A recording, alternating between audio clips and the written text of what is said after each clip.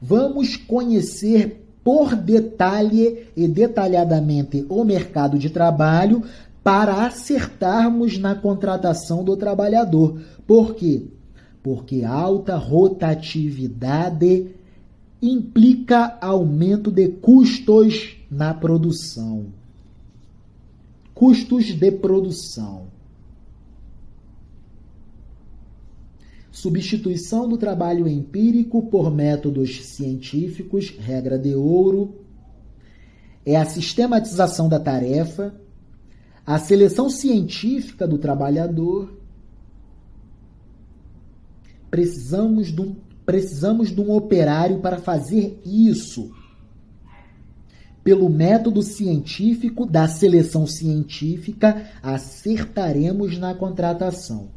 O treinamento dos operários e uma divisão igualitária do trabalho entre gestores e trabalhadores.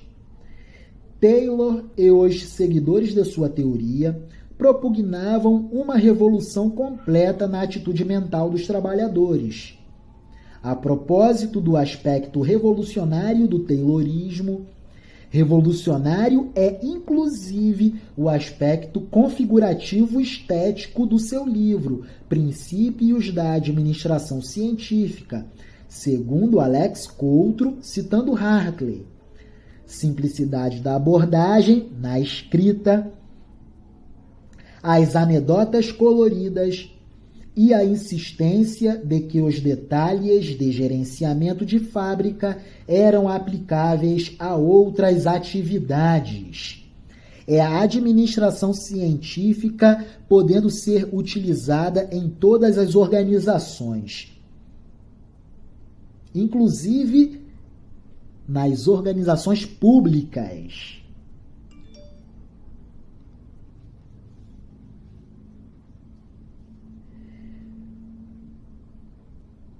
Para a época da transição do século XIX para o século XX. Estamos falando da revolução no que pertine à tarefa. Falaremos sobre a administração pública dentro das concepções weberianas de Max Weber, teoria da burocracia.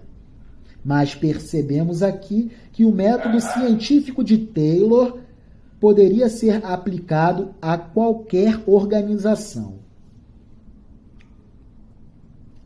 Cabe aqui citar Alex Coulter. Em se tratando do legado de Taylor para as mudanças nas organizações durante o curso do percurso do tempo, devemos a Taylor e a seus associados um plano de mudanças que veio a ocorrer na maioria das organizações industriais ao longo das décadas que se seguiram.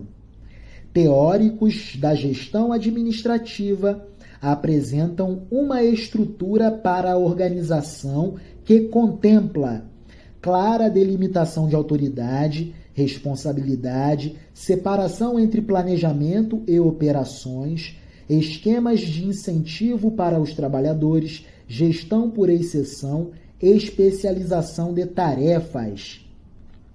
Dentro da administração pública, o Taylorismo sempre foi muito praticado nas organizações militares. Racionalização da tarefa, sistematização da tarefa, o trabalhador muito e extremamente disciplinado. Tarefa feita sem erro. Após a morte de Taylor, em 1915, o que ocorreu foi a expansão rápida Após a morte de Taylor, em 1915, o que ocorreu foi a expansão rápida por todos os Estados Unidos de características de seu sistema de administração, e não a aplicação sistemática de seu método em sua completude. Encontram-se traços nítidos da administração científica, por exemplo, na obra de Charles Eugene Bodex, conhecida como The Bodex System, entre outras tantas. O princípio de utilizar o salário de incentivo para alcançar uma redução de custos imediatos à custa dos trabalhadores, além de esforços para explorar o estudo de tempos e movimentos, isso com grandes variações na prática. Então percebemos que as teses de Taylor foram adaptadas em diversas organizações nos Estados Unidos da América e em muitas teorias. Encontram-se traços nítidos da administração científica, por exemplo, na obra de Charles Eugene Bedux, conhecida como The Bedux System. Entre tantas outras, o princípio de utilizar o salário de incentivo para alcançar uma redução de custos imediatos à custa dos trabalhadores, além de esforços para explorar o estudo de tempos e movimentos, isso com grandes variações na prática. O fato é que os estudos de Taylor trouxeram mudanças que continuaram se expandindo. Houve continuidade do processo e foram vários os fatores que contribuíram para que isso acontecesse. O fato é que os estudos de Taylor trouxeram mudanças que continuaram se expandindo. Houve continuidade do processo e foram vários os fatores que contribuíram para que isso acontecesse. Entre eles, há um que podemos considerar irônico: a aliança entre o trabalho organizado e a administração científica, que surgiu após a morte de Taylor. E as teses de Taylor foram incorporadas na teoria geral da administração.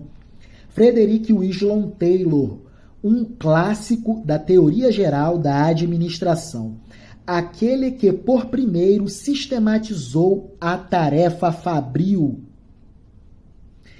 Tempos e movimentos, tudo cronometrado, tudo muito racionalizado. É a derrocada e sepultamento de vez do trabalho artesanal. Agora o trabalhador na estação de trabalho é super especializado em fazer apenas uma ação, sem a menor noção e concepção do todo produtivo, do todo do processo produtivo da mercadoria que ele produz. Que interessante. A alienação do proletariado e a mais-valia comendo solta. Por quê? Porque por mais que acontecesse um salário de incentivo, remuneração por produtividade, o incremento do trabalho do trabalhador, da inteligência humana à produção da mercadoria, sempre foi muito maior do que qualquer remuneração em dinheiro que o industrial pudesse pagar ao operário. Por quê? Porque o salário é de mercado e a moeda sempre é desvalorizada para que o custo do trabalho caia. Então, nunca a remuneração vai ser justa. E isso é uma questão estrutural, não é uma questão pessoal. Isso não é culpa do industrial, não é culpa do banqueiro, não é culpa do político, não é. São as relações capitalistas de mercado acontecendo. O que o trabalho, o que a inteligência humana, através do operário, incorpora de valor à mercadoria produzida é infinitamente maior do que o salário que o trabalhador recebe, porque o preço para cotar o salário é preço de mercado. E é o mercado que dita os preços de tudo. E a moeda sempre está desvalorizada.